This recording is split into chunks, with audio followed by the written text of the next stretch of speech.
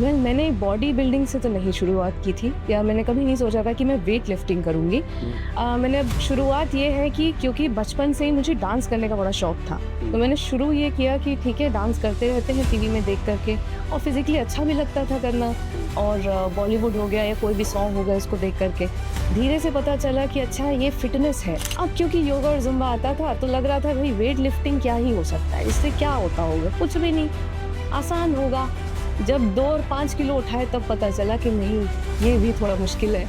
और इस तरीके से मुझे वेट लिफ्टिंग में मज़ा आने लगा धीरे से। लड़की होना, कई लोग आपको ना शुरू से घर में बांध देते हैं कि अरे बेटा नारियल मत फोड़ो, लड़का फोड़ देगा, फर्नीचर मत खसकाओ, तुम मत करो, लड़का करेगा। तो हमारी थिंकिंग वहाँ से बांध दी जाती है कि आप कमज़ोर हो थोड़े से। हाँ, मैं मानती हूँ हमारी शक्ति इतनी ज़्यादा भी नहीं है, स्ट्रेंथ, कि हम वो सब कर सकें जो लड़के कर सकते हैं, लेकिन हमें कोशिश ही नहीं करने दी जाती।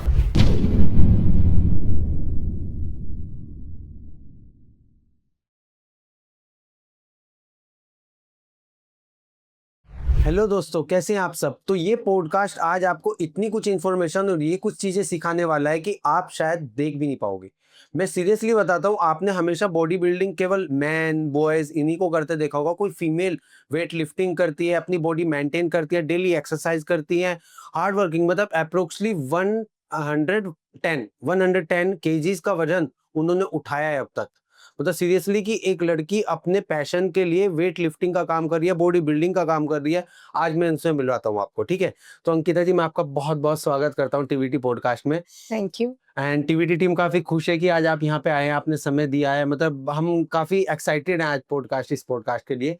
तो जैसे एक बहुत से लड़के ही ज्यादातर जिम करते हैं। अगर आपने देखा होगा फिटनेस में लड़कों की सिक्स पैक है, या लड़कों बॉलीवुड हो गया, अच्छा सेलिब्रिटीज हो गया, लड़कों को ही ज्यादा आगे रखते हैं, कोई लड़कियों की बात ही नहीं करता। जबकि लड़कियां इतना अच्छा कर रही है आज की जनरेशन में, हमारी जो बहनें हैं वेट लिफ्टिंग पर काम कर रही हैं, बॉडी बिल्डिंग पर काम कर रही हैं। आपने अपना कैरियर की शुरुआत कैसे की है?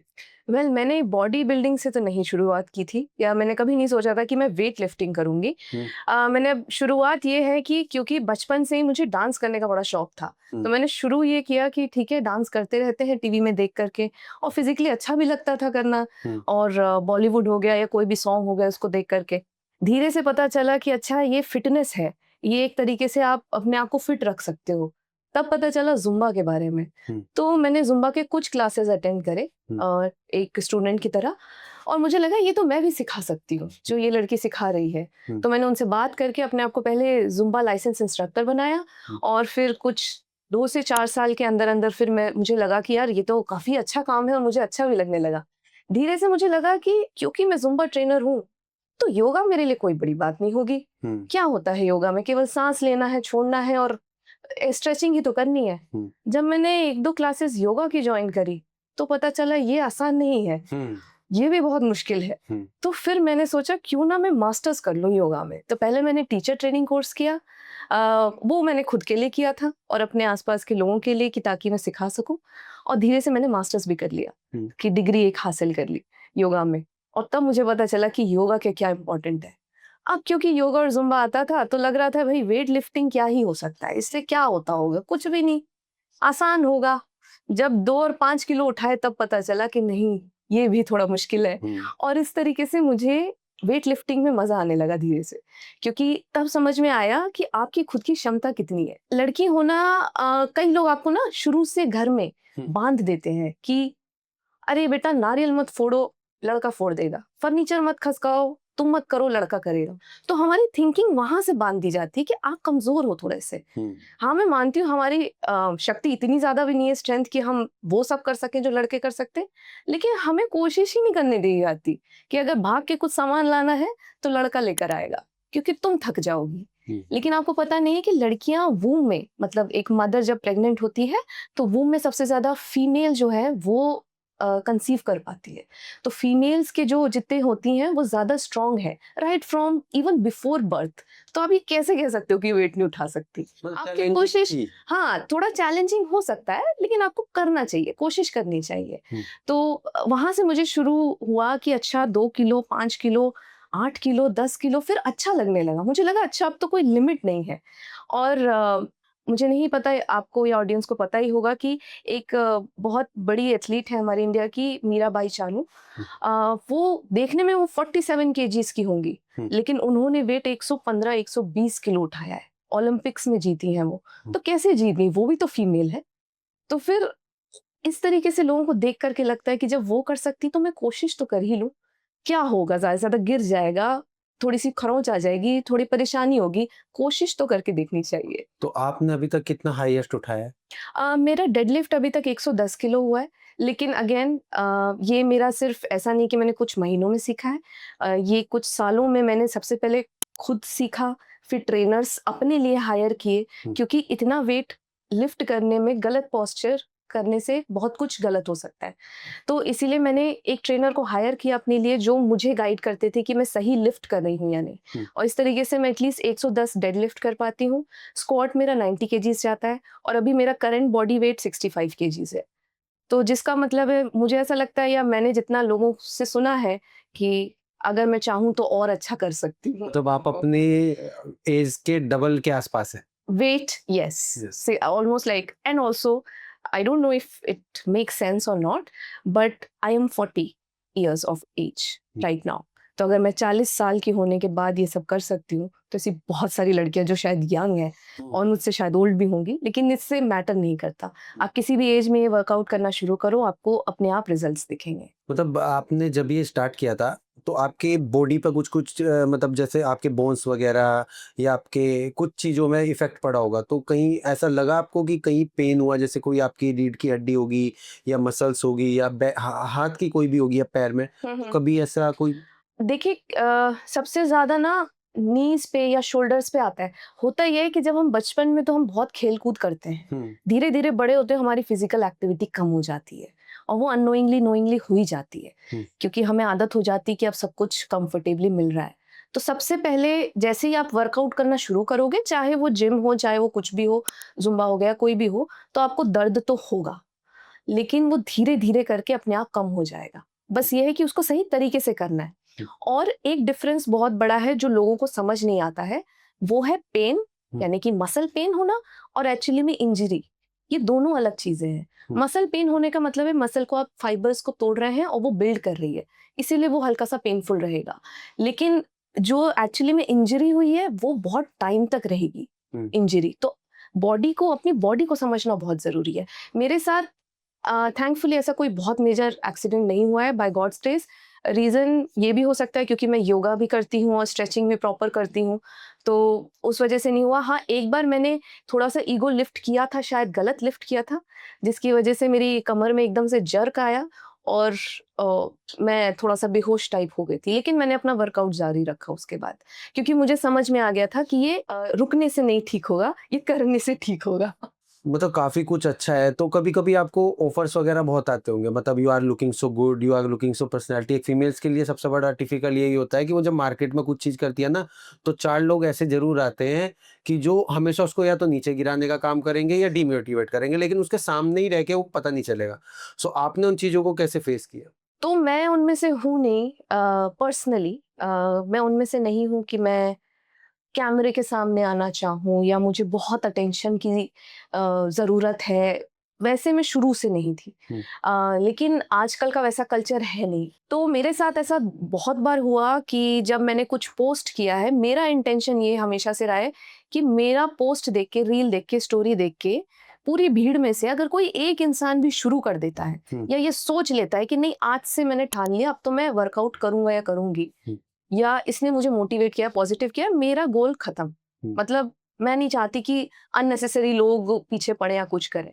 तो मेरा हमेशा से वो मोटिव रहा है। पर हाँ, इस जर्नी में आपको नीचे खींचने वाले लोग बहुत मिलेंगे, कि आप गलत कर रहे हो, आपको इतना नहीं करना चाहिए। और ये सिर्फ सोशल मीडिया में ही नहीं, बल्कि जिम में भी आपको कई लोग ऐसे मिलेंगे कि अरे, आप लेग प्रेस 140 कर रहे हो, अरे आप नहीं कर पाओगे, मत करो इतना, पैर में जर्क आ जाएगा या कुछ आ जाएगा। तो नीचे खींचने वाले बहुत लोग हैं। लेकिन मैंने हमेशा से अपने आप को उन लोगों के साथ घेर के रखा हुआ है जो लोग मुझे पुश भी करते हैं कि नहीं, अगर तुम यहाँ तक पहुंचे हो तो और आगे करने की कोशिश करो, हम्म। एक बार करके देखो। और यही कहीं ना कहीं मेरे दिमाग में चलता रहता है। आपकी लाइफ के बेस्ट सपोर्टर कौन है जिनको आप थैंक यू कहना चाहोगे यहाँ से? तो मैंने जर्नी जिसकी वजह से ये शुरू की थी, that was Akash. He is a trainer, coach है वो।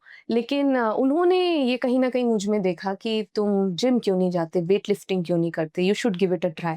और हम दोनों ने मिलकर के थोड़ा सा फिट एंड लिफ्ट एक चैनल शुरू भी किया था, ऑनलाइन सेशंस भी कराए थे। तो मैं उनको बहुत थैंकफुल हूँ because he could see that potential in me. और उनकी वजह से मैं कहीं ना कहीं ट्रेनर्स को ढूंढ करके या उनके साथ उन्होंने मुझे फिर धीरे धीरे गाइड करना शुरू किया, and that's how I started. तो yes, I would like to thank him. तो जैसे अभी आपका जो डेली रूटीन है वो क्या है, एक डेली रूटीन? डेली रूटीन अभी रोज एक ही चीज होती है ऐसा नहीं है, मैं भी इंसान हूँ। कई बार मेरी भी नींद नहीं खुलती, कई बार मुझे थोड़ा सा थकान महसूस होती है। बट हाँ, आप ये कह सकते हैं कि 80-80% जैसे जो मेरा डेली रूटीन रहता है, सुबह मैं 6 साढ़े 6 बजे उठती हूँ। बहुत सारा पानी पीती हूँ पहले, क्योंकि हमारी बॉडी डिहाइड्रेटेड रहती है रात भर। उसके बाद अपना शुरू करती हूँ कि थोड़ा सा योगा कर सकूँ, जिसमें मैं मोस्टली प्राणायाम ही शुरू करती हूँ। डीप ब्रीदिंग, अनुलोम विलोम और भ्रामरी, ओम इंचैंट करके एक 5 मिनट का ग्रेटफुल कि भाई आपको जो भी मिला है उसके लिए थोड़ा सा थैंकफुल दिखाना, और ईश्वर को याद करना। और उसके बाद मैं अपना दिन शुरू करती हूँ, तो जिसमें मैं फिर अपना एक प्री वर्कआउट केला या नट्स ये सब लेकर के फिर मैं जिम जाती हूँ। वहाँ से वर्कआउट करती हूँ 1-1.5 घंटा, वापस आती हूँ। मैं अपना खाना खुद बनाना प्रेफर करती हूँ। तो मैं अपना खाना बनाती हूँ, ब्रेकफास्ट करती हूँ, लंच बढ़िया सा बनाती हूँ, और उसके बाद मैं अपना ऑफिस शुरू करती हूँ। तो मेरा ऑफिस 2 बजे से शुरू होता है, तो बस उसमें मैं काम में लग जाती हूँ। कई बार ऑफिस जाना भी पड़ता है, तो उसके लिए मैं अलग से मील्स बॉक्स में बना करके लेके जाती हूँ, ताकि मैं बाहर का ना खाऊं। और अगर मैं घर पे हूँ तो फिर घर पे बना करके खा लेती हूँ। शाम के टाइम थोड़ा अगर मेरे पास समय होता है तो मैं आधा 1 घंटा वॉक कर लेती हूँ। And towards the night I keep my meal light, कुछ भी थोड़ा बहुत जैसा भी रिक्वायरमेंट लगा दिन भर में उस हिसाब से खाकर, और फाइनली कैसा दिन गया, क्या अच्छा लगा, क्या नहीं हुआ, और क्या बचा है वो सोच के अगले दिन की शुरुआत करने के लिए भगवान को और घर वालों को सबको थैंकफुल करके and I just go to sleep. आपने अभी बताया था कि आपकी एज 40 इयर्स के आसपास है और आप अभी भी यंग, मतलब अपने आप को मेंटेन रख रही हैं। हाँ जी। बट काफ़ी लेडीज ऐसी होंगी जो 30-40 की एज में आने के बाद में अपने आप को बहुत डाउन फील करती हो, जी। मतलब उनकी बॉडी। हाँ जी। तो उनके लिए कुछ अगर आप यहाँ से कुछ मैसेज देना चाहो या सजेशन देना चाहो कि वो अपना डेली रूटीन कैसे मेंटेन कर सकती हैं, हाँ, कैसे अपने आप को फिट कर सकती है एक्सरसाइज के थ्रू, या हाँ। कौन-कौन सी एक्सरसाइज वो डेली, जैसे कुछ एक्सरसाइज होती है ना जैसे इस तरीके की या अलग-अलग तरीके की, थोड़ा बहुत अपने मतलब सर्कल में घुमाना, अभी जैसे हमने योग पे भी कई चीज़ें पे बात की थी, हाँ जी। तो कैसे कर सकते हैं, एक बार उनको थोड़ा-सा सलाह देंगे आप? सबसे पहले तो मैं ये कहूँगी कि एज मैटर नहीं करनी चाहिए। हुँ, जहाँ आपने ये सोच बना ली कि मैं इस एज की हूँ, अब तो मेरे हड्डियों में और जोड़ों में दर्द होगा, अब तो रिंकल आएँगे, वो आना शुरू हो जाएँगे आपके सोचने पे। हुँ, तो अगर आप अपने आप को सबसे पहले इम्पोर्टेंस देनी है, हुँ, क्योंकि इंडिया हाउसहोल्ड में भी, मतलब हमारे हिंदुस्तान में सभी महिलाओं के लिए ये कंपल्सरी हो जाना चाहिए कि आपके लिए 1-2 घंटा है। हुँ, चाहे आप उसमें डांस करो, चाहे आप फिजिकल जाकर के जिम करो, चाहे आप उसको योगा करो, चाहे जो करो, लेकिन 1-2 घंटा आपके लिए है। हुँ, क्योंकि वो इतनी चीज़ों से घिरी होती हैं कि वो अपने आप को सबसे आखिरी समझती हैं हुँ, कि भई पहले सब खा लें, सब सो जाएँ, सब सारी चीज़ें कर लें उसके बाद में। हुँ, लेकिन जबकि अगर वो खुश हैं, अगर उन्होंने अपने आप को पहले रखा, तो वो सबको खुश रख सकती हैं। एक्सरसाइज़ के हिसाब से मैं ये कहूँगी कि मैं ये नहीं कह रही कि आपको रोज़ करने की ज़रूरत है। हुँ, मैं समझती हूँ कि 7 से 7 दिन करना बहुत मुश्किल है। हुँ, लेकिन आप कोशिश करें कि पहले 3 से 4 दिन किसी भी तरीके से, चाहे सुबह समय मिले, चाहे शाम को, आधा 1 घंटे का समय निकालें अपने लिए। हुँ, और कुछ बहुत बड़ा करने की ज़रूरत नहीं है। छोटी-सी चीज़ों से शुरुआत करें, वॉकिंग करें, स्टेयर्स ले लें, जितना हो सकता है आप यहाँ-वहाँ जाकर के थोड़ा-सा अपना काम करें। क्योंकि औरतों को लगता है हमने झाड़ू लगा लिया, पोछा लगा लिया, खाना बना लिया, हमारा वर्कआउट हो गया, हुँ, पर ऐसा नहीं होता। हुँ, क्योंकि जब आप वर्कआउट करते हो तो वो आधा 1 घंटा आपने अपने शरीर को दिया हुआ है, हुँ, तो आपका फ़ोकस उसी पे होता है। हुँ, जब आप झाड़ू लगा रहे होते हो, खाना बना रहे हो, ये उसमें आपका फ़ोकस अपने ऊपर नहीं है, तब आपको काम खत्म करना होता है। हुँ, तो देयर इज़ अ डिफरेंस। कई लोगों ने, जैसे मेरी खुद की मदर है, शी यूज्ड टू से मैं पूरे घर का काम तो करती हूँ, काफ़ी है, but I made her realise that that's not important. आपको उसके अलावा भी आधा एक घंटा बैठना चाहिए, आपको प्राणायाम करना चाहिए, आपको थोड़ी स्ट्रेचिंग करनी चाहिए, और उसके बाद ही आप फिटनेस या उसमें घुस सकते हो। तो आपके पास जो समय है आप उसको यूटिलाइज करें। चाहे 15 मिनट हो तो प्राणायाम कर लें, 30 मिनट हो तो योगा भी कर लें उसमें ऐड। आपके पास अगर बाहर जाने का स्कोप है कि आप बाहर जाके जिम कर सकते हैं, जिम कर लें। अगर आपके पास वो नहीं है तो आप 2-4 डंबल ले आएं, घर पे कर लें। तो इस तरीके से आपको एक पाथ ढूंढना पड़ेगा जो आपके लिए सही है। जैसे आज बहुत सारी महिला ऐसी हैं जो मेरे पास ऑनलाइन क्लास के लिए आती हैं और वो कहती है यार अंकिता, हमारे बच्चा सो जाएगा तभी हम कर पाएंगे। कोई बात नहीं, हम तब कर लेंगे। आपने समय तो निकाला, सोचा तो इस बारे में। तो उनके पास कभी आधा घंटा होता है, कभी 40 मिनट होता है, तो मैं उनका वर्कआउट उसी हिसाब से डिजाइन करके उनको दे देती हूँ कि भाई चलिए आइए, आज हम लोग ये करते हैं, आज हम वो करते हैं। कई बार मिस हो जाता है, कोई बात नहीं, जितना हो सकता है उतना जरूर करें। आपने जैसे इंस्टाग्राम पे अपना बहुत अच्छे से मेंटेन किया है, आप डेली रूटीन में उसमें पोस्ट डाल रही है, फोटोज वगैरह डाल रही है, मेंटेन कर रही है।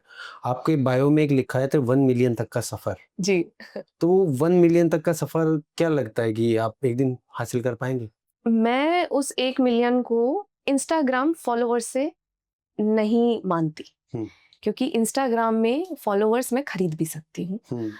मैं वो 1 मिलियन उन लोगों को मानती हूँ जो सच में मुझसे इंस्पायर हो रहे हैं, चाहे वो फिजिकल फिटनेस से रिलेटेड हो, चाहे वो पॉजिटिविटी से रिलेटेड हो, या लाइफ एक्सपीरियंस से रिलेटेड हो। अगर किसी को मुझसे बात करके ये मोटिवेशन मिल जाता है कि नहीं हमें भी ऐसा करना चाहिए, तो मैं उसको भी काउंट करूँगी उस 1 मिलियन में। तो मैंने ऐसे कोई काउंटिंग नहीं रखी है, लेकिन मैंने जब वो लिखा था तब वो नंबर मुझे बहुत अच्छा लगा था। तो मैं डेफिनेटली चाहूँगी कि ज़्यादा से ज़्यादा लोग उसको देखें और मेरे से इंस्पायर हो सकें। अगर मैं उनको अपनी नॉलेज शेयर कर सकती हूँ तो वो करूँ। तो दैट्स हाउ इट इज़। आज आप जैसे यहाँ लोगों को इंस्पायर कर रहे हैं, लोगों तक इन्फॉर्मेशन, तो आप कैसा फील कर रही है मतलब आज? मुझे बहुत अच्छा लग रहा है। मैं मतलब जब मैंने खुद से शुरू किया था तब उस वक़्त मुझे अपने आप को मिरर में देखना बहुत अजीब लगता था। मुझे ऐसा लगता था कि मैं अच्छी नहीं दिखती, चाहे वो रीज़न जो भी हो, लेकिन ऐसा लगता था। धीरे-धीरे जब मैंने चीज़ें करी और जब मुझे मिरर में ही नहीं अपने अंदर भी वो खुशी महसूस हुई, तब मुझे लगा कि जब ये चीज़ मुझे आ गई है, तो क्यों ना लोगों तक पहुँचाई जाए, क्यों अपने तक सीमित रखें ये चीज़ें। तो इसीलिए मैं ये करना चाहती हूँ और मुझे ये करते हुए बहुत खुशी हो रही है कि आप लोगों ने मुझे बुलाया और इस तरीके से भी मैं लोगों को इन्फ्लुएंस या लोगों तक ये बातें पहुंचा सकती हूँ कि भाई फिटनेस कितना इम्पोर्टेंट है, बहुत इम्पोर्टेंट है ये। हेलो दोस्तों, तो आप सभी ने पॉडकास्ट को देखा होगा, एंजॉय किया होगा। अगर आपके पास कोई भी क्वेश्चंस हैं या कोई सवाल है या सजेशन है, आप जानना चाहते हैं मुझसे योगा के बारे में, वेट लिफ्टिंग के बारे में, या जुम्बा वगैरह के बारे में, या कैसे फिट रहें, न्यूट्रिशन के बारे में, तो नीचे के दिए हुए डिटेल्स पे कॉन्टैक्ट करें and I will get back to you. Thank you.